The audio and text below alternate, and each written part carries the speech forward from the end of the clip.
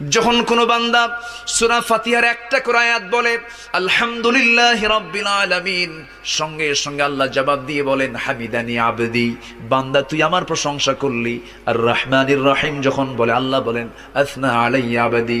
মালিক ইয়াউমিদ্দিন যখন বলে আল্লাহ বলেন মাজ্জাদানি আবদি।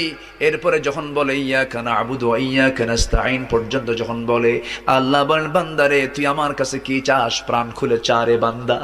ইহদিনাস সিরাতাল মুস্তাকিম থেকে শুরু করে নিয়া ওয়ালাদ-দাল্লিন পর্যন্ত যখন বান্দা বলে তখন আল্লাহ বলেন বান্দা নামাজের মধ্যে এমন প্রেমের খেলা খেললি বান্দা, তুই যা চাইলি সব আমি আল্লাহ কবুল করলাম। ওই বান্দা যখন রুকুতে যায় আল্লাহ তখন অস্থির হন। ওই বান্দা যখন সিজদায় যাওয়ার জন্য প্রস্তুতি নাই, সমস্ত ফেরেশতাকে ডাক দিয়ে বলেন ও ফেরেশতারা, এই বান্দাগুলো আমাকে দেখলো না, রাসূলকে দেখলো না, কোরআনকে দেখে হাদিসকে বিশ্বাস করে আমাকে খুশি করার জন্য তার সবচেয়ে সম্মানজনক